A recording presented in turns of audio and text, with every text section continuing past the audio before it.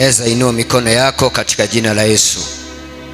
Ni wewe peke yako tumaini letu, ni wewe peke yako msaada wetu, ngome ya maisha yetu ni wewe. Ni wewe tunayetarajia, ni wewe tuliyekazia macho yetu, uliye msaada wetu Bwana, na uliyeanzisha kazi njema ndani yetu, na ni wewe Bwana utaikamilisha. Tumekuja jioni ya leo Bwana, maana umesema mwanadamu hataishi kwa mkate peke yake, bali ataishi kwa neno litokalo katika kinywa chako. Ninakushukuru Bwana kwa lile neno ambalo umeliandaa kwa ajili ya kila mmoja wetu. Tunapomega mkate wa uzima, naomba Bwana ukafungue macho yetu ya udani, tukaseme kama wale watu waliokuwa naenda Emau, wakati walimega mkate pamoja, walisema hakika tulichomachomwa na maneno. Na kwa hivyo ninaomba ufungue macho yetu ya udani, tukakuelewa kwa kina Bwana, na jina lako Bwana likatukuzwe. Katika jina la Yesu tumeomba na tumeamini, amen. Unaweza pokea kiketi chako cha baraka, na Bwana akaweze kutubariki kwa sababu ya kujitolea kuja. Nimezoea kusema katikati ya wiki sisi kupatikana, it takes the grace of God. Bwana ndiwe sana. Na kwa hivyo ninajua kuna gharama kila mmoja wetu amelipa, na hivyo ndivyo inastahili tuwe tunafanya, tunalipa gharama. Bwana ndiwe sana. Hata yule ambaye ametuita, ambaye ni Yesu Kristo mwana wa Mungu, ambaye Bible inasema ya kwamba aliacha enzi yake, akaacha utukufu wake, na kile kiti chake kilikuwa kimetukuka, mpaka akatelemuka hapa duniani, ahakikishe umekombolewa na umeweza kufunguliwa. Bwana asifiwe sana. Na kwa hivyo yeye hakuangalia utukufu wa kutembea mbinguni, yeye hakuangalia hiyo cheo, aliangalia ule udhaifu ambao tulikuwa nao, na kwa hivyo akakubali kushuka ili akaweze kutukamilisha katika jina la Bwana. Na kwa hivyo nashukuru Bwana, jioni ya leo nimeokoka, niko mzima na ninaendelea kupigana vita ya imani. Bwana asifiwe sana. Na kwa hivyo nachukua nafasi hii kuwakaribisha wote katika uweponi pa Bwana, ukaweze kujisikia uko mahali ambapo panafaa, ili tukaweze kusikia neno la Bwana. Bwana asifiwe. Kuna neno linasema katika kitabu cha Zaburi ya kwamba wana wa Israeli ama wale wa kwanza waliweza kukula chakula cha malaika. Yaani wakati nilikuwa naangalia ni chakula kigani cha malaika ambacho Bible inasema walikula, ni ile mana walikuwa naokota kila asubuhi. Bwana asifiwe sana. Walikula mana miaka 40, na miaka 40 ni miaka mingi, na hiyo mana ndio iliwawezesha kushinda vita zote wakiwa kule jangwani. Hiyo maana ndio iliwawezesha, maana haikuwa chakula cha kawaida, kilikuwa ni chakula cha mbinguni. Bwana asifiwe sana. Hata mtumishi wa Bwana wa Mungu katika kitabu cha Wafalme wa kwanza mlango wa 19, Bible inasema wakati alienda chini ya mtu wa Mletemu, aliweza kujilaza pale, na kwa hivyo akaomba ombi moja ya kwamba mimi sifai kuliko mababa zangu waliotutangulia, naomba unichukue niondoke. Wakati alikuwa amelala pale, Bible inasema malaika alikuja akaleta kiriba cha maji na akaweka mkate, na kwa hivyo akamgonga, akamwambia Elijah, amuka ule na unywe, maana safari ni ndefu. Bwana sifiwe. Na Bible imesema kabisa ya kwamba alienda safari ya siku 40 usiku na mchana bila kuhitaji chakula kingine. Kwa hivyo hakuna chakula mtu anaweza kula leo akae siku zote kama hajakula. Haukuwa mkate wa kawaida, kilikuwa ni chakula cha kiroho katika jina la Bwana. Na kwa hivyo nikisema hayo mambo yote, nilikuwa na kuonyesha ama ninataka kukuleta karibu ukaweza kujiona ya kwamba wewe ni mdhaifu bila neno la Bwana. Maana nyama zako na mawazo yako wakati mwingine zitatuonyesha tutaweza. Bwana sifiwe. Lakini mwanadamu maumbile yake tuko na madhaifu mengi sana, na tuna unyonge mwingi sana, lakini neno la Bwana huwa linatukamilisha katika jina la Bwana. Ndio Bible inasema katika Mathayo 5 ya kwamba blessed are those who hunger and thirst for the things of righteousness, because they shall be fed. Ya kwamba kubarikiwa ama heri ni wale ambao wako na kiu ya neno la Bwana, na wale ambao wako na kiu na mambo ya ufalme wa Bwana, maana wataweza kulishwa katika jina la Bwana. Na kwa hivyo nashukuru Bwana umekuja ili tule neno la Bwana, na Bwana akakubariki katika jina la Bwana. Nataka kuongea ujumbe ambao Bwana ameweka katika moyo wangu, na ninaamini hili neno ni langu na hili neno ni lako katika jina la Bwana, kwa sababu Bible inasema Mungu hakusanyi watu wake bure. Kwa hivyo kama Mungu amekuleta hapa na amenileta, alijua ya kwamba ujumbe huu ni wako katika jina la Bwana. Na kwa hivyo ningetaka unipasie sikio lako la kiroho, na mahali ambapo nitasema haleluya, unanitia nguvu, unaniambia amen katika jina la Bwana. Kusema amen ni kusema ndio pastor, na ikaweze kuwa hivyo ambavyo unasema katika jina la Bwana. Na kwa hivyo the theme ama message yangu nimeipatia kichwa God will make a way where seems to be no way, ya kwamba Mungu atatengeneza njia mahali ambapo panaonekana hapana njia. Bwana asifiwe sana. Kwa hivyo huo ndio ujumbe wangu, that God will make a way where seems to be no way. God will make a way, yani Mungu mwenyewe ataweza kutengeneza njia mahali ambapo hakuna njia, mahali ambapo macho yako yanaangalia yanakwambia umefika mwisho, yanakwambia sasa hakuna tumaini hapo mbele. Bwana asifiwe. Mungu atatengeneza njia katika jina la Bwana. Kwa hivyo nataka tuwekewe katika kitabu cha Isaia, mlango wake ni wa 43. Tutasoma mstari wa 16 mpaka 21. Isaiah 43 verse 16 and 21, na tutaweza kubarikiwa katika jina la Bwana. Hili ndilo asemalo Bwana, je, aliyefanya njia baharini, mahali pa kupita kwenye maji mengi. This is all the Lord says, who makes a way through the sea and a path through the mighty waters. Bwana sifiwe sana. Nataka uelewe ya kwamba, hebu turudi hapo nyuma kidogo, tusome 15. Mimi ndimi Bwana, je, aliye mtakatifu wako, muumba wa Israeli, mfalme wako. God is introducing himself to the children of Israel. Na ninataka kanisa mukaweze kuelewa, wakati Mungu alinena na mtumishi wake Isaia kwa ajili ya wana wa Israeli, walikuwa wamechukuliwa, saa hii wako Babylon. Bwana asifiwe sana. Wanatumikishwa kule kama slaves.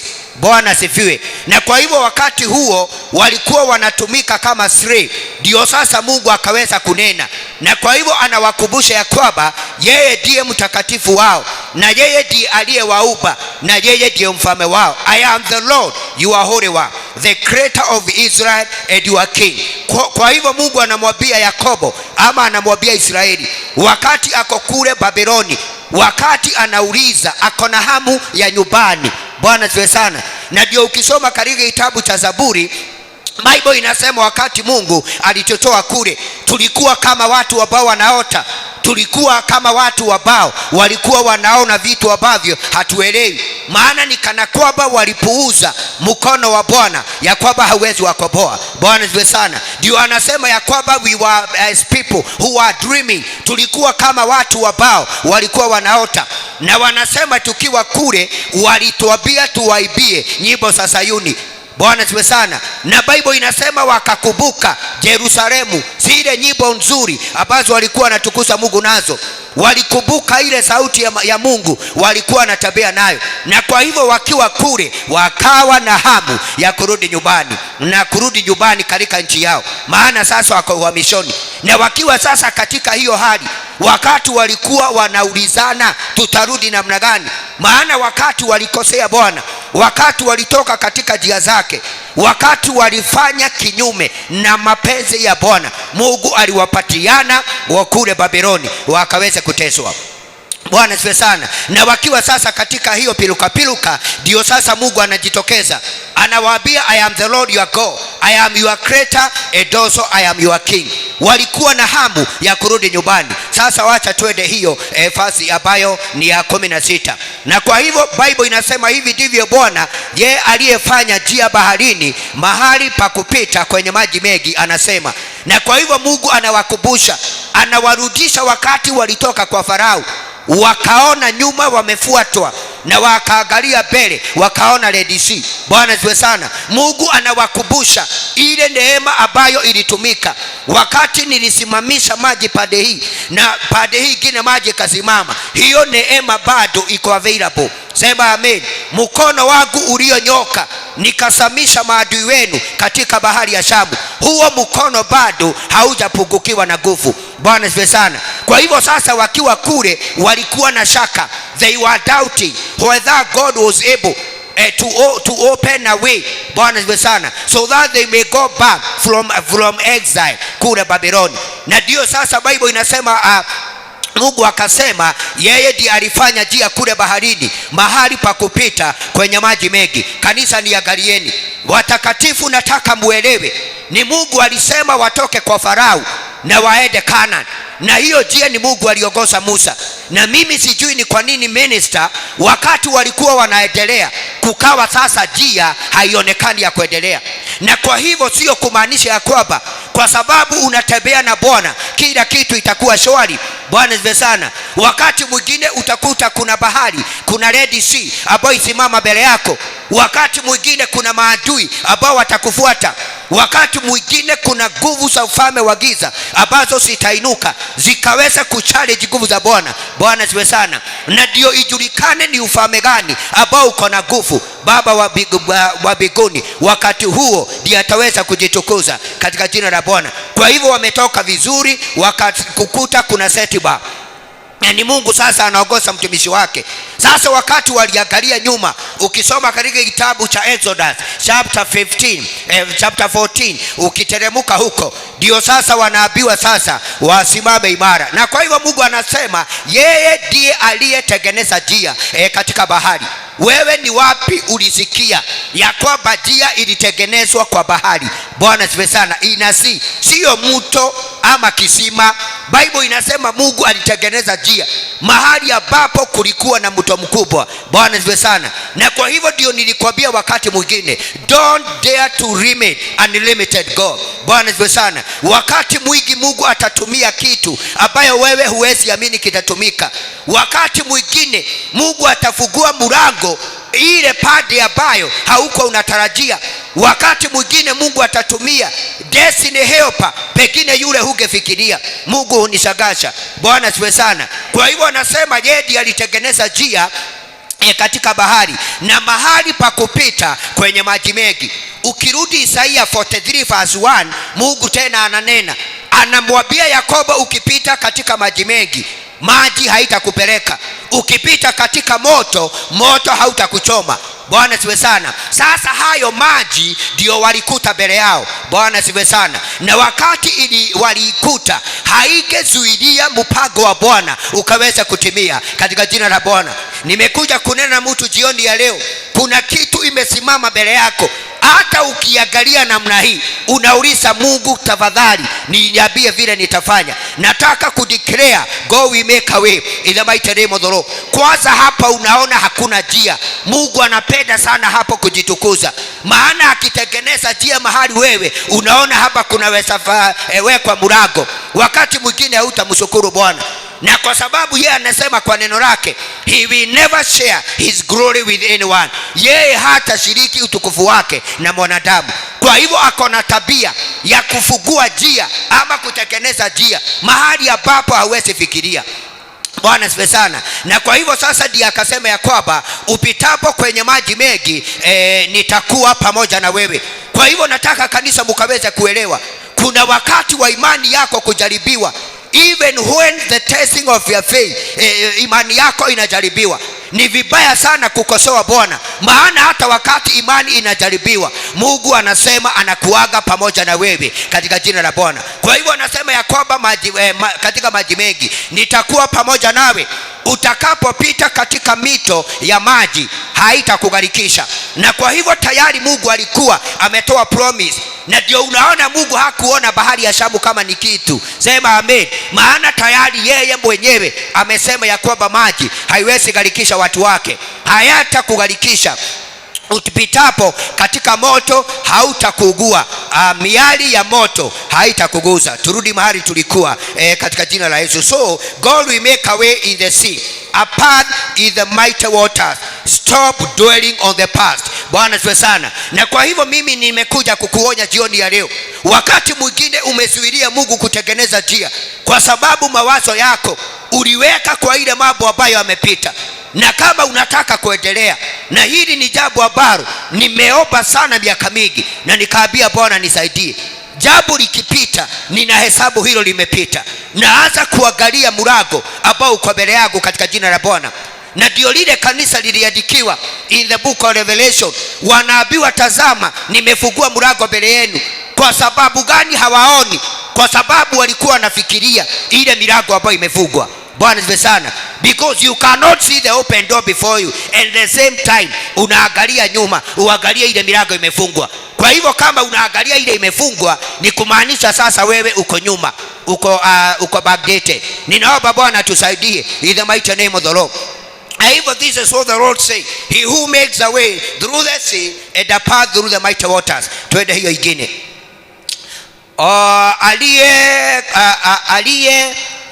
Aliye ya okota magari ya vita ya farasi, jeshi pamoja na askari na maakida, nao wakalala huko, wala hawatainuka tena kamwe. Wamekomeshwa wakazimika kama utabi. Utabi ni ile utabi ya taa, wale tumesoma na taa ile ya kuweka mafuta ya taa. Ulikuwa sasa kama ile kakitu yake ya kuteremusha haifanyi, ulikuwa unafungua pale, unazima hiyo tabi na unakuwa sasa umeizima. Sasa wale maadui ambao walifuata wana Israeli walifikiria hii njia ni ya kila mtu. Mungu ako na tabia ya kutengenezea watoto wake njia ambayo sio ya watu wote.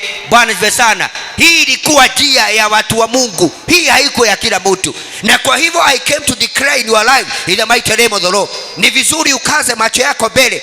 Kuna mambo Mungu anataka kufanya in your life in Jesus name. Maana Mungu asipofanya hayo mambo ni kumaanisha watu wa dunia watasema hana nguvu. Ninaomba Mungu afungue milango mbele yako in the mighty name of the Lord. Hata ile milango ambayo hukutarajia, hata ile milango unabisha, ninaomba jioni ya leo ifunguke katika jina la Bwana.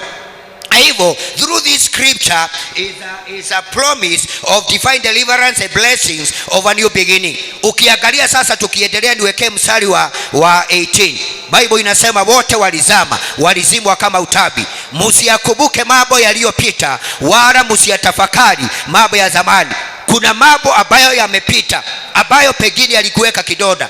Kuna mambo ambayo yalipita yakafanyika katika maisha yako ikaenda kinyume na vile ulitarajia. Bwana asifiwe sana. Ukiwa mtoto wa Bwana, the Bible says fixing our eyes unto Jesus who is the finisher of our faith. Bwana asifiwe sana. Na kwa hivyo shetani ni mjanja, wakati mwingine atasababisha utoe macho yako kwa Yesu, uanze kuangalia nyuma, uanze kuangalia yale mambo ambayo yameweza kupita.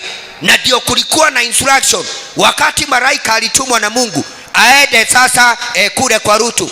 Alitolewa kule na malaika, akaambiwa aende atorokee milimani, na kuna instruction waliambiwa wasikaweza kuangalia nyuma. Bwana asifiwe sana. Na kwa hivyo hata mimi ninakuombea, hata mimi ninajiombea, tunajiombea sisi kama kanisa. Bwana asifiwe sana. Tusiangalie nyuma katika jina la Bwana.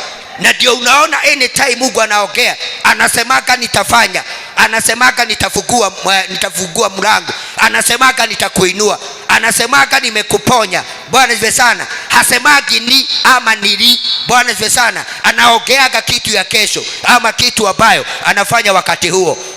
Kwa hivyo msiyakumbuke mambo yaliyopita. Na kwa hivyo hii inakuwa ni kizuizi. If God is gonna open a way, if God is gonna make a way in your life, if God is gonna make a way in your family ambayo sasa unatarajia, lazima ujifunze na ujitrain kusahau katika jina la Bwana. Bwana asifiwe sana. Na ni vizuri kusahau, na unasahau, unasema mlango umefunguka. God is a God of many chances in the mighty name of the Lord. Yani Mungu anataka uendelee. Bwana asifiwe sana. Ukikutana na setback, sio wakati wako wa kukaa pale. Bwana asifiwe sana. Leo wakati nilikuja maombi asubuhi hapa, Mungu alikuwa ananizungumzia kuhusu Samueli wa kwanza na mlango wa 30. Wale wakati Daudi wameenda vitani, walirudi katika mji wa Zikilagi, wakakuta wale majamaa wamechukua wake zao na watoto wao na wameweza kuchoma mji. Bwana sifiwe. Na kwa hivyo when they came back to Ziklag, wale watu walichukua mawe wakaweza kumuua. Amen. Na yeye sasa akafaa ile naivela na akaenda kwa nabii akamuuliza, if I pursue will I recover? Na neno la unabii likanenwa, go pursue and you will recover all in the mighty name of the Lord. Na kwa hivyo yeye akaanza kufuata. Sasa waliondoka wakiwa watu 600. Hebu nitafutie huo mstari, 1 Samuel chapter 30. Tafuta mstari. Bible inasema waliondoka, lakini 200. Mia ngapi?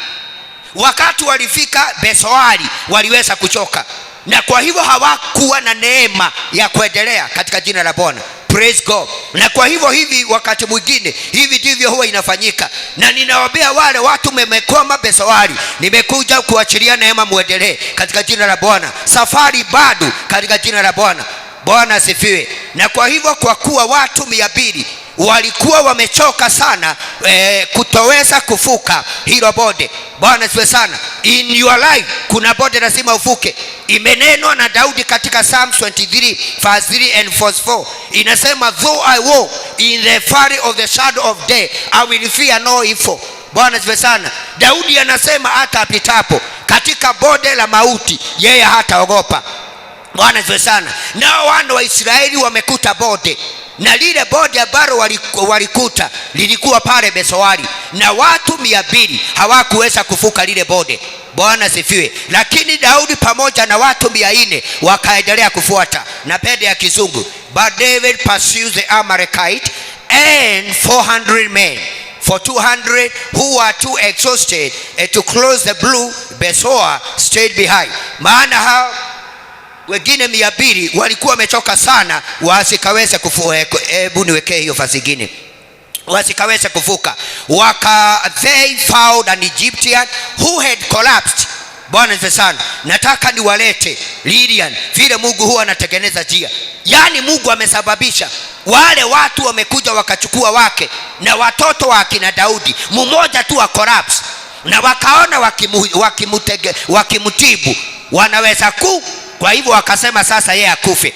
Lakini ilikuwa ni mpango wa Mungu atengeneze njia, ili wakati Daudi wakifuata vitu zao, huyu ndiye atatumika kuonyesha ni wapi. Bwana asifiwe sana. Kwa hivyo God is not limited kutengeneza njia.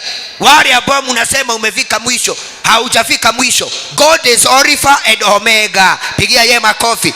Bible inasema in the book of Isaiah ya kwamba yeye ameshika mwisho wa ajabu na ameshika mwisho wa ajabu. He is Alpha and Omega, na yeye hajabadilika, hajamalizana na wewe. Bwana asifiwe sana. Hautaondoka duniani ukiwa masikini, hautaondoka duniani kama hujajenga.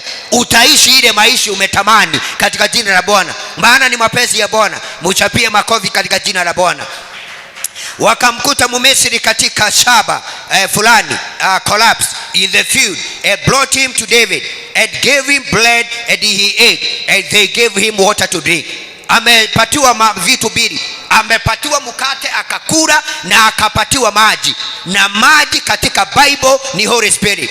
Bwana asifiwe sana. Ndio Bible inasema out of your belly will flow rivers of living water. Bwana asifiwe sana. Ndio unaonaga mtu sasa akiokoka, akijazwa na Roho, anabadilika. Hata ukimwangalia unaona amebadilika, maana kuna vizima ambazo zinatokaga ndani yake. Na kwa hivyo huyu jamaa ambaye alikola alihitaji mkate na alihitaji maji. Bwana asifiwe. Na wakati alipatiwa, Bible inasema namna gani? Fazio nyingine, kipande cha adazi la tini na adazi la zabibu zilizokaushwa akala, naye akapata nguvu, kwa kuwa haku amekula chakula chochote wala kunywa maji kwa siku 3 mchana na usiku.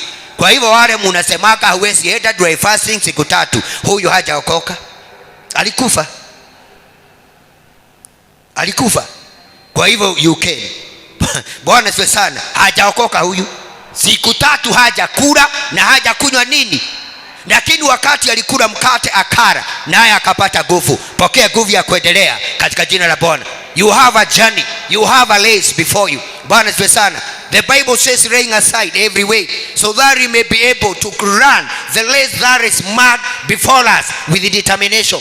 You have a race, uko na bia ambao unakimbia. You need the grace of God to finish your race in Jesus' name. This how the man of God Paul is saying, I have fought a good fight, I have finished the race, na nimeweza kudumisha imani katika jina la Bwana. Ninakuombea neema umalize safari yako katika jina la Bwana. Kila mtu akona race yake. Wale tumeitwa in ministry, mimi like a pastor, I have my own race ambao ninakimbia. Bwana asifiwe sana. Wale pia tuko na familia, kuna race ambayo watu ambao wako na familia wanakimbianga. Wale ambao ni vijana pia wako na race yao katika jina la Bwana. Na kwa hivyo chakula kuwa haku wamekula chakula chochote wala kunywa maji kwa siku 3 mchana na usiku. So my warriors, wakati alikula alipata nguvu ya kuendelea katika jina la Bwana. Na kwa hivyo nimekuja kuwaombea jioni ya leo katika jina la Yesu. Wewe unasema roho yako imeinama, neema ya madhabahu kufanyia kazi katika jina la Bwana. Daudi anauliza, oh my soul, why are you downcasted, oh my soul? Hata version yako inasema, why have you fainted? Yani Daudi ananenea roho yake, aroria ngoro yako inamite niki. Uguo niguo gwitu tugaga ati ngoro yako inamite niki, moyo wangu kwa nini umeinama? Alafu hapo mbele anasema mtumainie Bwana katika jina la Bwana. Nimekuja kukumbusha mama hapa ategemee Bwana katika jina la Bwana. Hata kama unasikia umefika mwisho, pengine mahali umefika unaona giza, ukiangalia vile mambo imekaa, even you don't know what will happen tomorrow, even in your darkest hour, remain faithful to God in the mighty name of the Lord. He gonna make a way where seems to be no way. He is the way maker. Hata yeye mwenyewe ni njia. Pigia yeye makofi in the mighty name of the Lord. Na kwa hivyo the scripture is a promise of divine deliverance and blessings of a new beginning. Bwana asifiwe. Na kwa hivyo this scripture, it is instills hope in our heart, in the heart of believers, to trust the faithfulness of God. Bwana asifiwe. Are there high mountains or dark valleys currently in your life? This is a question I am asking you. Are there valleys? Are there mountains ambayo ni milima mirefu sana mbele yako? Unauliza sasa, who will come to rescue me? What will I do? What should I do? Bwana asifiwe sana. Sasa kama umejikuta namna hiyo, ni wakati wako wa kukaza macho yako kwa Bwana katika jina la Yesu. Akona tabia, wakati mtu amefika mwisho, akona tabia kutokea in the mighty name of the Lord. Wakati umeexhaust nguvu zako na mali yako, amen, mpaka unaona sasa haitawezekana, Bwana asifiwe, ndio Yesu huwa anatokea in the 11th hour in the mighty name of the Lord. Sema amen. Ukisoma katika Luka chapter 5, when the fishermen led by Apostle Peter, the Bible says walienda jioni kutega samaki, and even by the morning the next day they have caught nothing. Hakuna kitu walikuwa wametega, and so they were washing their net. Walikuwa sasa wanaosha nyavu zao warudi nyumbani bila kitu. Ndio sasa wakati wanaosha nyavu in the 11th hour, I think Jesus was going to for prayer, because according to the book of Mark chapter 1 and verse 35, Bible inasema mapema na asubuhi yeye alikuwa anaondoka. Kwa hivyo akienda, kwa bahati nzuri ama baya, akawakuta, wakamwambia sasa ni nyavu tunaosha, hakuna kitu tumeshika. Amen. Sasa alinena neno, na lile neno alinena maneno mawili. Kwanza alimwambia Peter, lete gataru gaku, niletee hii chombo chako, your boat, nikaweza kukatumia. Na Yesu akahudhuria umati, akawahubiria. Baada ya kumaliza hivyo, si ameikalia na Peter hakukataa. Ndio sasa akamwambia kuenda sasa urudishe nyavu yako pale. Bwana Yesu asifiwe sana.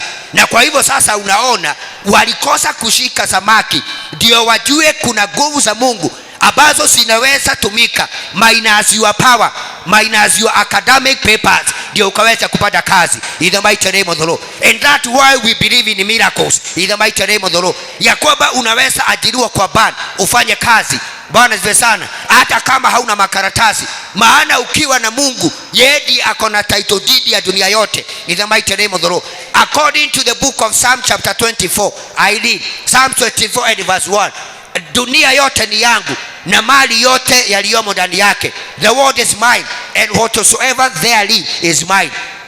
Bwana asifiwe sana. Kwa hivyo anaweza tumia chochote akaweza kutimiza makusudi yake katika jina la Bwana. Kwa hivyo wewe unayeona milima mbele yako, wewe unayeona milima mbele yako, wewe unayejiuliza maswali, sasa kutakuwa namna gani? Nimekuja kutangaza kutakuwa sawa. The way maker is making a way in the mighty name of the Lord. Yeye akona njia, na yeye hata wakati anatengeneza njia, he does not inquire from anyone. Hakuna mtu anayedaga wafanye mikutano ndiye akubariki. Yeye akikusudia jambo anafanyaga hivyo katika jina la Bwana. Praise God. So if you are facing high mountains or some valleys in your life, ni vizuri kumwamini Bwana katika jina la Yesu. Might be your way has gotten crooked, it seems impossible to pass. Believe God can make a way for you. Ya kwamba njia zako, unajua kuna njia tulikuwa tunafuata tukiwa wadogo sana sana, tukienda kutafuta matunda tukiwa watoto wa primary. Si watoto walikuwa wanaenda kutafuta matunda? Hata tukitoka Sunday school ulikuwa unaona hii njia mumeanza nayo, inaonekana hata kuna watu asubuhi walipitia ama jana, lakini the way mnaendelea kuingia kwa msitu unaona hakuna njia inaweza inafika mwisho. Mnashindwa kama ni kurudi, na mkirudi mnarudi nyuma, maana mlisema msunguke hivyo ndio muende. Bwana asifiwe sana. Na kuna watu wamefika mwisho. Bwana asifiwe sana. God is giving you a new beginning in the mighty name of the Lord. Yeye ndiye anapatianaga new beginnings in Jesus name. Na ndio ukisoma Bible anasema I will do. Bwana asifiwe sana. Yani hiyo I will do ni kukupatia a new beginning in the mighty name of the Lord. So this is my word to you. Don't give up in Jesus name. Salimia mwenzako na high five, mwambie don't give up in the mighty name of the Lord. Usivujike moyo, don't give up. Usiende na msisimuko, usiende na feeling ati kwa sababu ukifanya namna hii hausikii. Wewe enda kwa kuamini. Remember this year is our year of walking by faith in the mighty name of the Lord. Pigia Bwana makofi in Jesus name. And if you are walking by faith, ni vizuri kuamini hata wakati haujaona. Kwa hivyo I encourage you, don't give up on your journey in the name of the Lord. Is there a way out? Is there a way out of this impossible and difficult time? Is there a home? Bwana asifiwe sana. Hivi ndivyo wana Israeli wakiwa kule walikuwa wanaulizana ya kwamba tukiwa Babyloni, is there a way, is there any miracle God can perform so that we may come from exile in Babylon and go back to our country? This is all they were asking. Bwana asifiwe sana. Lakini kulingana na Bwana, it was possible in the mighty name of the Lord. Na kwa hivyo ni vizuri ujue, all of us will face waters and some stages in life. Hiyo umesikia?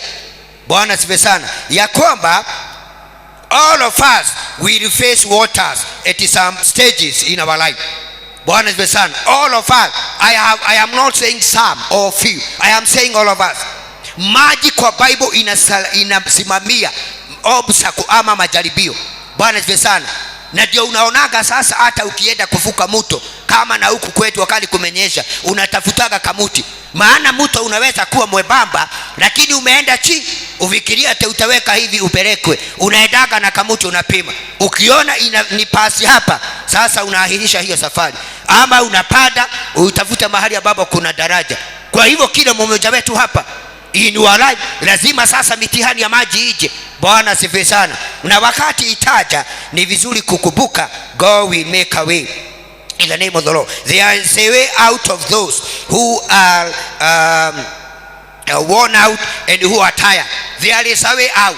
There is a door. Bwana asifiwe sana. Kwa wale ambao wamechoka na kwa wale ambao wamefika mwisho. Bwana asifiwe sana. No matter that, why the Bible says in the book of Isaiah chapter 30, sijui verse 1, ya kwamba yeye huwapa nguvu wale ambao wanazimia na huwaongeza uwezo wale ambao hawana uwezo katika jina la Bwana. Na kwa hivyo nimekuja kunenea nyinyi ambao mnasikia umechoka, yani umongojea Mungu mpaka unaona anainua watu wengine, unaona kwako hakuna kitu inafanyika, umeomba maombi mamoja miaka nenda rudi na hakuna kitu unaona, mpaka unashindwa. Is this God ambaye anasema he is not a respecter of any person? Kwa nini ameinua fulani na tena nilisikia amefanya kitu kingine? Bwana asifiwe sana. Mpaka sasa unaweza mwambia Mungu shuka, tukaweza kusemezana. Bwana asifiwe sana. Nataka kukumbusha ya kwamba God will make a way where seems to be no way in the mighty name of the Lord. Hapo ambapo unaona hakuna njia, Mungu atatengeneza njia. Number one, God will make a way where seems to be no way you first seek his kingdom. Bwana asifiwe sana. Yani I am saying God will make a way where seems to be no way when you seek his kingdom first. Bwana asifiwe sana. Yani Mungu atatengeneza, nipatie hiyo katika Mathayo gapi? 6:33, ya kwamba Mungu atatengeneza njia mahali ambapo hakuna njia, wakati utatafuta kwanza ufalme wake katika jina la Bwana. Bwana asifiwe sana.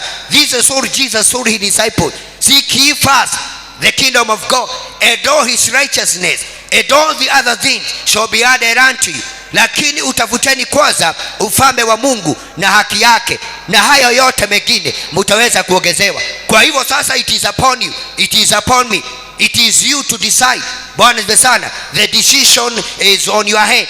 You decide kama sasa utatafuta haya mambo mengine ama utatafuta ufalme wa Mungu kwanza. Na ni vizuri tuelewe hii fasi.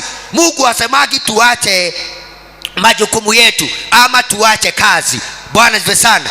Unajua sasa, wakati Mungu anatunenea, mambo ya Mungu ni spiritual. Bwana asifiwe sana. Na kwa hivyo ni vizuri unaielewa na mtu wa ndani vizuri. Wakati anasema utafute ufalme wake, mtu anaweza shida hapa kila kutoka Monday mpaka Saturday na mawazo yake haiko in the kingdom of God. Bwana asifiwe sana. Na mtu anaweza kuwa mahali fulani, lakini mawazo yake, roho yake, mpaka nyama za mwili wake ni ufalme wa Mungu sinafikiria katika jina la Bwana. Yani ndani yake ametengenezea Mungu nafasi katika jina la Yesu. Praise God. Kwa hivyo kama Mungu atatengeneza njia katika maisha yako, mahali ambapo hakuna njia, lazima ufanye number 1, utafuta ufalme wake kwanza katika jina la Yesu. Sema amen. Na kwa hivyo put God at the top of your priorities, ya kwamba umweke Mungu pale juu ya mambo yote katika jina la Bwana. Yani umweke, you enthrone God. Bwana asifiwe sana. There is a verse in the book of Psalm, Daudi anasema ya kwamba let us enthrone God. Yani wacha tu, Kiswahili ni kumpaba. Bwana asifiwe sana. Ni kama vile bibi harusi huwa anapabwa. Bwana asifiwe sana. Naonaga tukienda udhoni na sana sana upande wa KU, hata tumechukua huo mkondo hata sisi watu wa Mlimani. Wakati sasa tumeenda udhoni, msichana mambo yote ikimalizika, tukimalizia pale, huwa sasa naona sasa tunamwekelea pesa. Wengine wa mama wanaweka kwa nywele, wengine kama ako na kibeti wanamweka huku. Yani anapabwa mpaka anapabika. Bwana asifiwe sana. Mpaka yule mama ambaye ako hapo na hajapelekwa dawali, unaanza kusikia akisema hata yangu ni ya 2030. Ni hii anataka kupabwa. Bwana asifiwe sana. Maana hakuna mtu hataki kupabwa. Bwana asifiwe sana. So if God was to open was to make a way where seemed to be no way in your life, you must prioritize him. Bwana asifiwe sana. You must put him on the top. Bwana asifiwe sana. Na ndio unaona wakati mwingi Mungu alikuwa anasema I am whom I am. I am the last, I am the first. Yani hakuwa anataka mtu mwingine asikike, ni yeye. Bwana asifiwe sana. Maana ni yeye kila kitu. Kwa hivyo seeking the kingdom of God, it means putting God at the top of your priority. Yani kwa mambo yako yote. Bwana asifiwe sana. Sio ati tuje hapa maombi sisi zote, tukija tutachelewa wengine maana hatufanye kazi huku. Bwana asifiwe sana. Lakini unaweza amuka usiku umwambie Mungu, I cannot dare even to take a glass of water.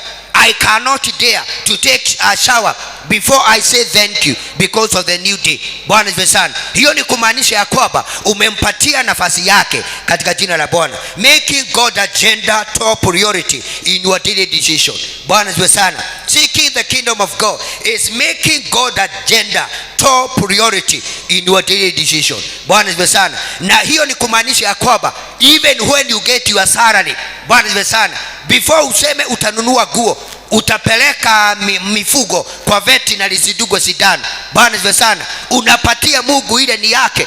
Kama kuna nadhiri uliweka na Bwana, unaweza kuitimiza. Bwana asifiwe sana. Praise God. Yani hata Mungu unamuenthrone, unamwambia Mungu hata ni wewe umenipatia hizi. Na ndio unaona wakati Anania na Safira walimwahidi Bwana, Mungu alikubali. The problem was hizo walibaki nazo hazikuwa zao. Bwana asifiwe sana. Ninaomba Bwana tusaidie. I don't want to go to that direction. making God agenda top priority in your daily decision. Seeking God will and acting as a kingdom builder. Kutafuta mapenzi ya Bwana. That is how you can seek the kingdom of God. Ya kwamba every decision ambayo unachukua, every move you move, Bwana is the Son, unamwambia Mungu, I cannot even dare to take a step, even have a step without you. That's why in the book of Proverbs chapter 3 and verse 5, the Bible says, trust in the Lord with all your heart and lean not to your own understanding. In all your ways acknowledge him and he will direct your path. Praise God. Kwa hivyo sasa ni vizuri kumjulisha Mungu mipango yako, unamwithrow katika jina la Bwana. Unakuwa kingdom builder. Kuwa kingdom builder ni kuwa mtu ambaye anajenga ufalme wa Bwana katika jina la Bwana. Praise God. So mimi nafanyaga hivi kwa mahali kwingi nikiitwa nikaweze kuhubiri na abiaga Mungu anipe idea. Bwana asifiwe sana. Kwa sababu ukiwa mtu wa Mungu ni vizuri ujue sio mambo yote Mungu atanena. Wakati mwingine Mungu atakupatia idea wakati anataka ufanye jambo. Natakaga kuacha alama mimi nikienda mahali. Bwana asifiwe sana. Sitaongea hiyo sana, lakini na abiaga Mungu nimealikwa hapa, nataka nitufanye kitu, sio lazima iwe ni mambo na pesa. Bwana asifiwe sana. Ndio sasa nikaweza kujenga ufalme. Bwana asifiwe sana. Na ndio unaona when Jesus came, this was the gospel of Jesus Christ. Repent ye, for the kingdom of God is at hand. Bwana asifiwe sana. Hiyo ndio ilikuwa message yake, ya kwamba tubuni, maana ufalme wa Mungu uko wapi? Uko karibu. Angalia ile maombi ambayo alifundisha wanafunzi wake.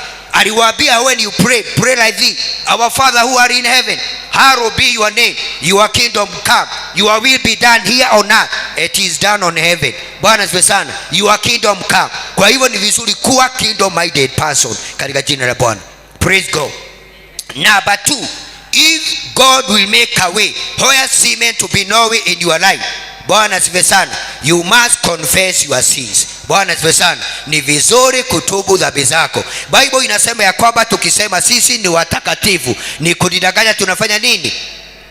Amen. Unajua tulikuwa tunasikiza maombi tukiwa wadogo, wazazi wetu wakiomba kama my mom. Unajua nilikuta revival ile ya ale 80s, nilikuwa na shika mambo. Sasa nilikuta revival ikiwa sasa juu. Sasa ulikuwa unasikia wakiomba, wanasema hata kama kuna kamududu nimekanyaga, kwa kujua na kutojua, kama nimetamani sukari, yani anaomba maombi mpaka unashindwa ni maombi gani anaomba. Bwana asifiwe sana. Sasa wakati mtu anafanya hivyo ni kutengenezea Mungu nafasi. Ndio unaona wakati Yesu alizaliwa, Bible inasema walienda kwa kila mahali wakitafuta arumu ndio sasa Mary ajifungue, lakini kila mahali kulikuwa kumefanya nini? Kumejaa. Na mtu wakati amejaa hata hatubu. Bwana asifiwe sana. Anamwambiaga Mungu, nimekuja, kama utanisikia unisikie. Sasa huwezi modea Mungu kama bradhako. Bwana asifiwe sana. Unaenda na kutubu katika jina la Bwana. Na kwa hivyo we gonna see this man tulikuwa pale. Lakini utafuteni kwanza ufalme wa Mungu na haki yake, na hayo yote mtaweza kuongezewa. But first and most important, seek him and strive after his kingdom and his righteousness, his way of doing, being light, the attitude and character of God, and all these things will be given to you also. Kwa hivyo Yesu alijua kuna mambo tunahitaji. Bwana asifiwe sana. Na sasa ni juu yako ujue utaanza gani. Praise God. Na ndio unaona ni vizuri. Ndio Daudi anasema mahali pengine, nimemweka Mungu mbele. Nimemweka Mungu wapi? Nimemweka Mungu mbele. Na kwa hivyo Mungu atusaidie. So hiyo ingine nimesema, God will make a way where seems to be no way when we confess our sin. Wakati tunatubu dhambi zetu. Bwana asifiwe sana. Unajua many time tunakuwa na ile self righteousness. Self righteousness, ukisoma in the book of Isaiah chapter 1, kuna verse hapo inasema ya kwamba self righteousness ni kama maguo ya mataba mbele za Bwana. Bwana asifiwe sana. Yani kama mimi naenda namwambia mimi ni pastor, nilifungua church miaka ya zamani, niko chini ya cover mzuri, yani najipaka mafuta. Bwana asifiwe sana. Hiyo ni self righteousness. Bwana asifiwe sana. Ama naogeaga na dimi, mimi ndiye huwa natabiri kuliko watu wote, mimi nilifufua mtu mwaka jana. Hapana. Hatustahili kwenda kwa Mungu namna hiyo. Kama tunataka atengeneze mlango, nipatie nini? Psalms 51 verse 1 na 2 katika jina la Bwana. Kwa hivyo ni vizuri ujue kama Mungu atatengeneza njia mahali ambapo hakuna njia, lazima utubu dhambi zako katika jina la Bwana. Na mtu asiseme hana dhambi. Hakuna mtu hana dhambi, ni vile hasifanani. Kwa mwimbaji wa Zaburi ya Daudi, baada ya kukemewa na nadhani nabii kwa kuzini na Bathsheba, Mungu unihurumie kwa kadiri ya upendo wako usiokoma, kwa kadiri ya huruma yako kuu uyafuta makosa yangu. Sasa wakati alilala na Bathsheba na pia akaua Uria, Daudi wakati alienda mbele za Bwana hata hakuanza kukupitia bali alimwambia Bwana, ninajua hiyo dhambi nimefanya, umeiandika, na kwa sababu kitu ikiandikwa kama haitarabiwa ama haitaondolewa, utakuwa unaiangalia unanitadika ama unaniachilia kwa maadui. Bwana asifiwe sana. Kwa hivyo Daudi alienda mbele za Bwana akamwambia Bwana, nihurumie kwa kadiri ya upendo wako usiokoma, kwa kadiri ya huruma yako kuu uyafuta makosa yangu. Bwana asifiwe sana. Na kwa hivyo ndio unaona hata wakati tunakuja hapa, hata wale tunaongoza ibada, msituambie tuingie kwa spiritual warfare kwanza mtu, kwani tunasaga maombi namna gani wapendwa?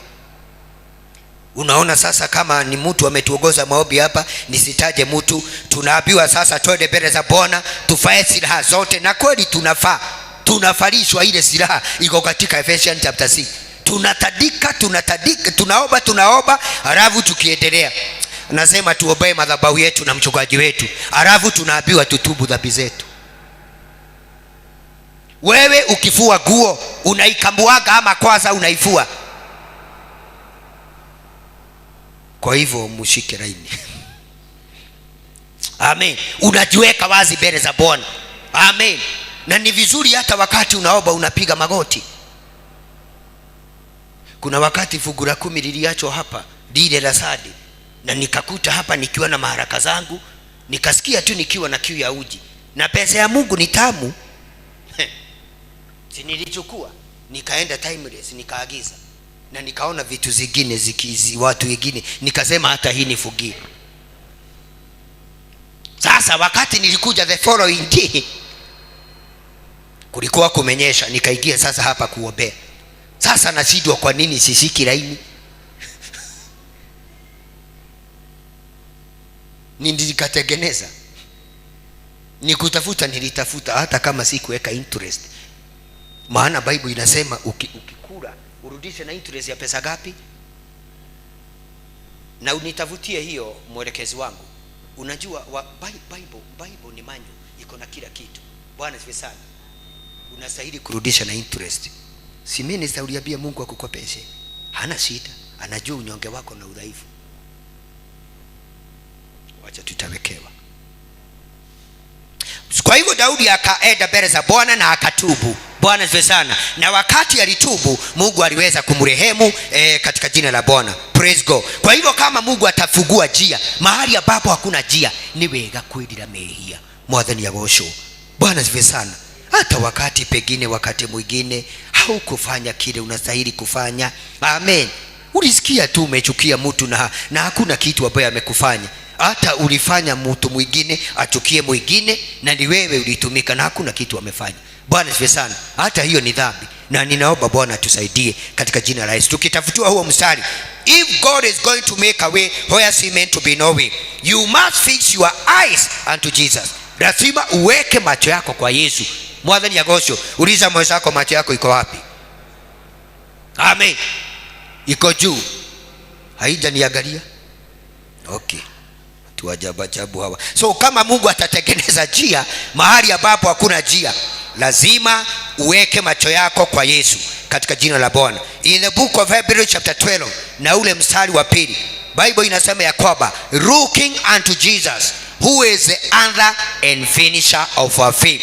Version nyingine inasema fixing our eyes unto him who is the author and finisher of our faith. Bwana asifiwe sana. Kwa hivyo kama unataka Mungu atengeneze njia, ni vizuri macho yako iondoke kuona ya kwamba hii ni bahari ya Shamu. Sema amen. Ni vizuri macho yako isione Red Sea, na tena isione wale watu wanakufuata. Ukitaka, kama utaki kuona hizo, mpendwa, inua macho juu katika jina la Bwana. Bwana asifiwe sana. Ndio Waebrania inasema fixing your eye, na kufix ni kuweka macho yako hapo kwa Yesu na isikaweze kuondoka. Bwana asifiwe sana. Kwa hivyo wakati mwingine tumezuilia Bwana asifungue milango katika maisha yetu, tumezuilia Mungu asitengeneze njia. Bwana asifiwe sana. Ndio ukisoma in the book of Exodus 14 and verse 14 and 15, God is telling Moses, tell my children to stand still and they gonna see my salvation.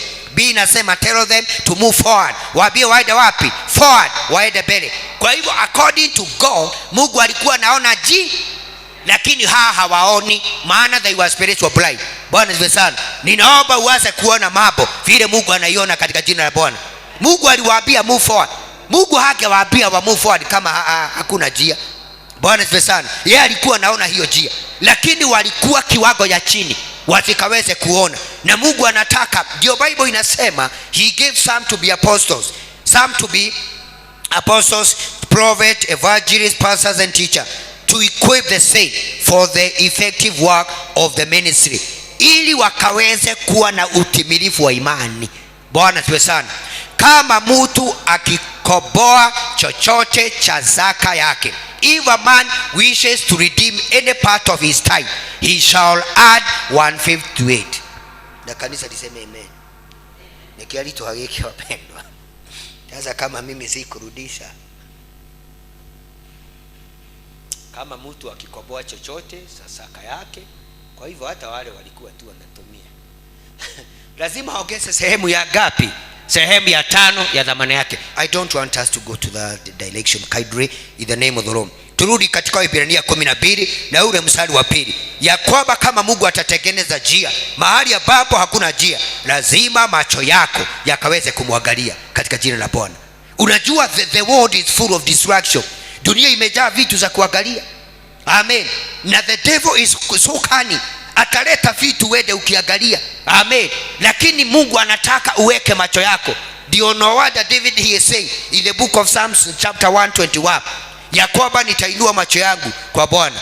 Basi na tutazame sana Yesu, mwanzilishi na mkamilishaji wa imani yetu. Tunaambiwa tutazame kidogo. Tutazame sana mwanzilishi na mkamilishaji wa imani yetu, yeye ambaye kwa ajili ya furaha iliyowekwa mbele yake alisahimili msalaba katika jina la Bwana. Kwa hivyo kuna mambo lazima tusahimili katika jina la Bwana.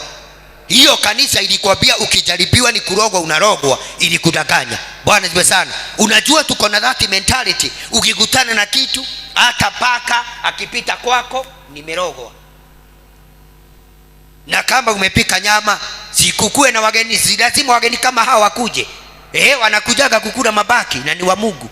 Hata yule mama aliambia Yesu, hata dogi wanakulaga nini?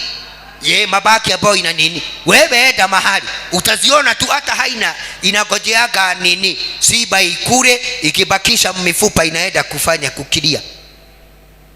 Kwa hivyo Bible inasema tumtazame Yesu ambaye kwa ajili ya furaha iliyowekwa mbele yake alisahimili msalaba bila kujali aibu ya huo msalaba, naye ameketi mkono wa kuume wa Mungu. Bwana asifiwe sana. Kwa hivyo sasa ni vizuri uelewe, in the journey of life, in the journey of salvation, imani itajaribiwa. Bwana asifiwe sana. Jambo hilo lingine, if God is gonna make a way where seems meant to be no way, you must knock, you must ask, and you must pray. That is Matthew 7:7. Kama Mungu atatengeneza njia hali hata lina ajira, lazima ugogagoge, lazima utafute, na ni lazima uombe. Na wakati mwingine tunasema Mungu hanikumbuki. Ulimwambia lini akukumbuke? Bwana asifiwe sana. Kuna wakati hata ulienda fasting ambayo sasa haitatangazwa na pastor, ukamwambia Mungu ninajipeleka mbele yako 2 days ama siku mzima bila kukula, ili ukaweze kunikumbuka. Hujafanya hivyo. Bwana asifiwe sana. God does not answer ile maombi ambayo haujaomba. Wakati Elijah alifunga mbingu, imenakiliwa katika James chapter 5 and verse 18, and he prayed again. Bwana asifiwe sana. And the heaven gave rain and the earth produced its crops. Aliomba tena, si alifuga haigenyesha mpaka arudi akaweze kufugua. Bwana ndiye sana. Na ndio Bible inasema whatsoever you bind here on earth shall be bound in heaven. Na kile tutaachilia kitaachiliwa. Bwana sifiwe. Ombeni nanyi mtapewa, tafuteni nanyi mtapata, bisheni nanyi mtafunguliwa mlango. Bwana ndiye sana. Kwa hivyo kuna milango lazima ugoge ndio ukaweze kufunguliwa. In the mighty name of the Lord. Sema amen. Now how do you expect God to open a door? Sasa ukija usimame hapa, si mimi ni malaika nitajua uko hapa? Si mimi nitajua? Although kuna wakati nilikuwa huku nikasikia kuna mtu ameingia, alikuwa mwenda wazimu. Nimekuko nafuguaga hii mlango hivyo, lakini nilikuwa sasa kule sija nini. Nilikasikia kuna mtu, na sio makinyani nilisikia. Dhamiri ilifanya nini? Sasa nilimkuta hapa tukakutana na yeye. Lakini sasa ni hiyo tu wakati. Sijui kama wakati mwingine Mungu atanisaidia. Bwana sifiwe sana. Hebu nisalimie katika jina la Bwana. Ni vizuri mjue vitu, kama kuna vitu unataka itisha katika jina la Bwana.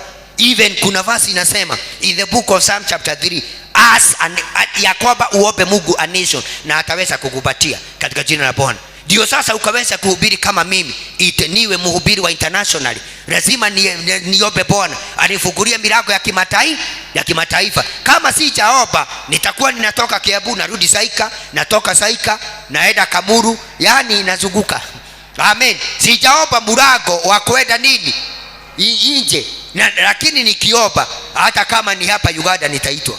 At least nivuke mpaka ndio nini yangu ikakuwe na stamp katika jina la Bwana. Bwana sifiwe sana. Kwa hivyo ninataka kukuchallenge katika jina la Bwana, utumie maombi as a weapon. Maana katika zile baadhi silaha Mungu amepatia watoto wake, silaha ya kwanza ni maombi, silaha ya pili ni washi, hii huwa tunacheza nayo, silaha nyingine ni neno lake, silaha nyingine ni giving. Bwana sifiwe sana. All those are weapon ambayo Mkristo akitaka mbingu sifunguke anastahili. Unaona kuna watu Mungu alisikia kama sasa Noah ukisoma katika kitabu cha Genesis chapter 8 and verse 21, Bible inasema wakati ile Sabina ilisimama katika mlima wa Ararat, alifugua Sabina, akaweza kutoa mifugo ambayo ilikuwa safi, akaweza kumtolea Bwana. Na Bible inasema Mungu akasikia harufu ya hii sadaka akiwa mbinguni. Bwana sifiwe sana. Hakuna maombi aliomba, ni sadaka, ni giving. Na akasema from his heart, niwekee hiyo. He said from his heart, I will never curse the other again. Sitaweza laani dunia tena na kumaliza watu na maji. Bwana sifiwe sana. Hata maombi inakuwa namna hiyo katika jina la Yesu. So you must know, lazima ugogagonge.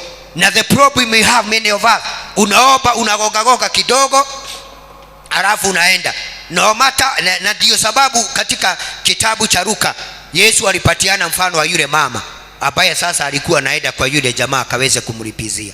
It should be 8:21 and 22 Genesis. Bwana sifiwe sana. Alisema hakuwa anachoka, kila wakati alikuwa anaenda pale.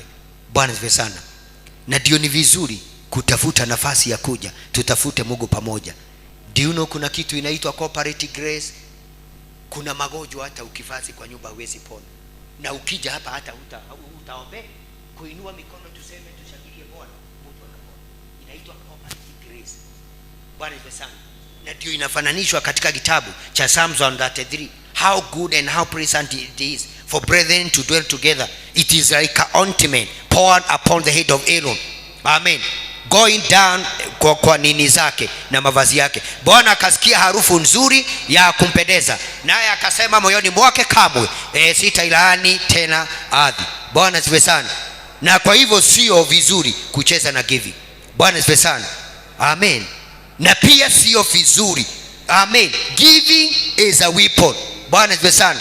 Wewe huoni Jefta anamwambia Mungu, si alikuwa amekataliwa, vita ikatokea, wale ndugu wakamujia wakamwambia, because tunajua uko na neema ya kupigana na ukienda vitani una shida, ukuja ukatupigania.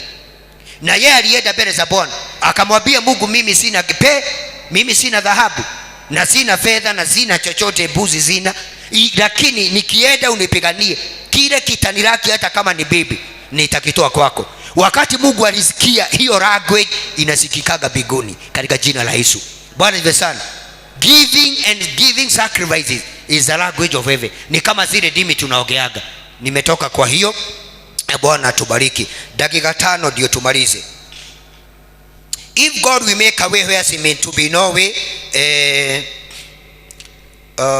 we must work with other believers for complementing spiritual gift. Kama Mungu atafungua njia mahali ambapo hakuna njia, ni vizuri na inabidi wewe na mimi tufanye kazi na waumini wengine. Bwana asifiwe sana. Because of complementing spiritual gift. Bwana asifiwe sana. How do you see? Mtu wa unabii ako hapa, intercessor ako hapa, pastor ni teacher pengine ako hapa, pale kuna evangelist ako pale, kuna waibaji. Hao watu wakati tumekusanyika, hiyo neema ni mingi sana katika jina la Bwana. Na kwa hivyo Mungu huenda atashuka. Maana kuna mtu amelia akamwaga machozi, na Mungu tena anapenda machozi. Bwana hivi sana. Kuwe pia kuna mtu ambaye ametoa sacrifice, amemtolea Mungu dhabihu, tena Mungu hiyo language anaitaka. Bwana hivi sana. Kuwe kuna mtu amemuibia Bwana, karibu nguo zake zitoke kama Daudi, naye Mungu awe ameshuka. Bwana hivi sana. Kwa hivyo ni vizuri sasa tukaweza kufanya kazi pamoja ili Mungu afungue milango. Na ya mwisho, atengeneza njia mahali hakuna njia. God will make a way where he meant to be no way when we stand still and take the step of faith. Mungu atatengeneza njia. Give me Exodus 14:13. Exodus 14:13. Mungu atatengeneza njia mahali ambapo hakuna njia, wakati utasimama imara na kuchukua hatua imani katika jina la Bwana. Praise God. Na hii ndio sasa inakuaga ile kitu challenging in a believer's life, kuchukua hatua. Yani ati tuende mbele, na hii ni maji. Tunaenda wapi? Na ukisoga nyuma, sasa maadui wa Farao wako huko. Bwana asifiwe sana. Na kwa hivyo kama Mungu atatengeneza njia, kustudy still sio kusimama hivi, ni kuwa composed na kuwa na confidence in God. Bwana asifiwe sana. Ya kwamba God cannot bring me from the hands of Farao kuja kunimaliza jangwani. Bwana asifiwe sana. Mungu hawezi nitoa kule aje kuniua. Hana hiyo mpango, atanifikisha Canaan. Bwana asifiwe sana. Musa akajibu Waisraeli, msiogope, simameni imara. Unajua kuambiwa simame imara ni kuambiwa waache uoga na wasiwasi katika jina la Bwana. Ninaomba Bwana atuondolee uoga na wasiwasi in the name of the Lord. In the book of Matthew ambapo tumesoma, Bible inasema be anxious for nothing but in everything in prayer and thanksgiving let your request be known in the name of the Lord. Nanyi mtauona wokovu wa Bwana atakapowapatia leo. Hawa Misri mnaowaona leo kamwe hamutawaona tena. Bwana asifiwe sana. Hebu tuende hapo hiyo ingine. Bwana atawapigania nyinyi, nanyi mnatakiwa kutulia. Bwana asifiwe sana.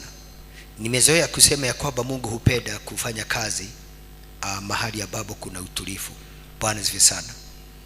Na kama kuna kazi kubwa pasa anakuaga nayo ni kuhakikisha kuna utulivu kanisani, ndio Mungu afanye kazi. Bwana asifiwe sana. When there is fighting, there kuna ajogodho. Wakati tunachogoana, Bwana asifiwe sana, tunashabania, tunaongea mambo mengi ya huyo na dada, huwa sasa kuna kauka na kuna kuwa sasa hakuna miujiza inaweza tendeka. Bwana asifiwe sana. Kwa hivyo Bwana atawapigania nyinyi. Alafu verse 15 na uvuge Bible yako, nimemaliza kuhubiri. Ndipo Bwana akamwambia Musa, kwa nini wewe unanililia? Waambie Waisraeli waende mbele. Sasa Mungu ameongea neno la authority. Waambie wasilie. Unasikia wazee walilia? Yaani wameona mtu mbele yao na adui, the best thing they could do ni kulia. Bwana asifiwe sana. Naye Mungu akawaambia msilie. Ambia mwenzako usilie. Anaambiwa awaambie waendelee mbele, maana kuna njia Mungu alikuwa anaiona mbele yao. Inuka na miguu yako katika jina la Yesu. Na njia Bwana anatengeneza njia, anatengeneza njia kwa ajili yangu. Mimi najua Bwana anatengeneza njia, anatengeneza njia kwa ajili yangu. Siache Bwana mwaka huu uishe bila kutenda muujiza. Tenda muujiza, tenda muujiza, usiache Bwana mwaka huu uishe bila kutenda muujiza. Inua mikono yako enda mbele za Bwana. Wewe unajua ni mlima gani uliosimama mbele yako. Wewe unajua ni jambo gani ambalo linafanya ukose amani.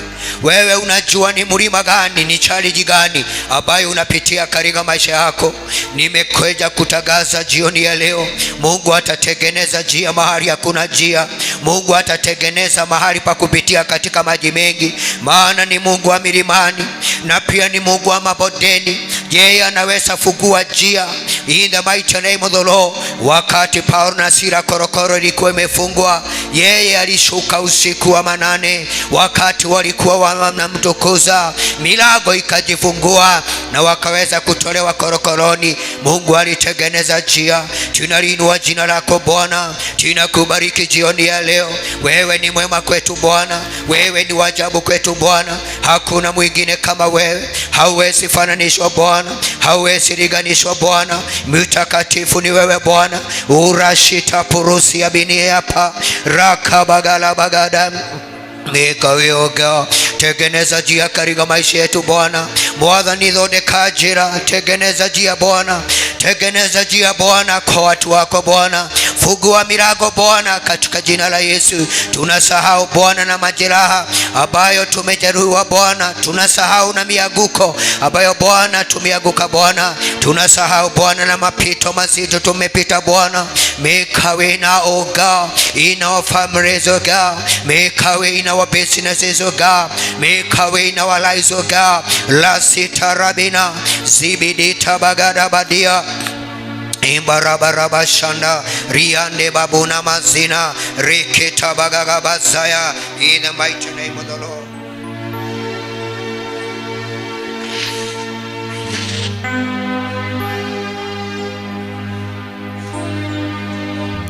Mashallah baga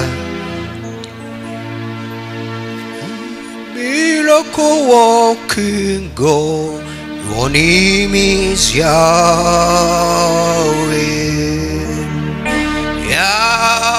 Yahweh. Your name is Yahweh. You are miracle working God. Your name is Yahweh. Sing Yahweh, Yahweh.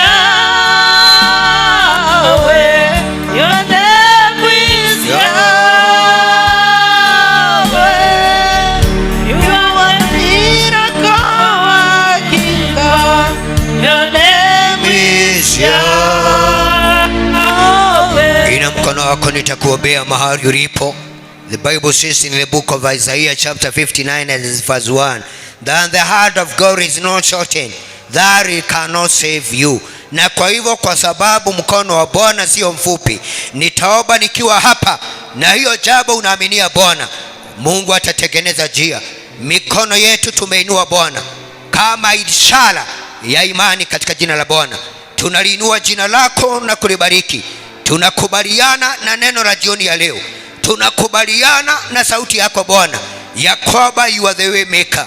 Na because you are the way maker, oh God, you gonna make a way where there seems to be no way in our lives, oh God. You are making a way even right now in our families, in our businesses, oh God. Mahali tuliona hakuna njia, unatengeneza njia Bwana. Na tumeinua mikono na kutangaza ya kwamba tumeamini umetengeneza njia na unatengeneza njia Bwana, katika jina la Yesu. Tumekuinua Bwana na tumelibariki jina lako, maana wewe ni mwema. Kama ni wewe unasema pastor, niwekelee mkono niombe, kibia hapa tumalize katika jina la Bwana. In the name of Jesus.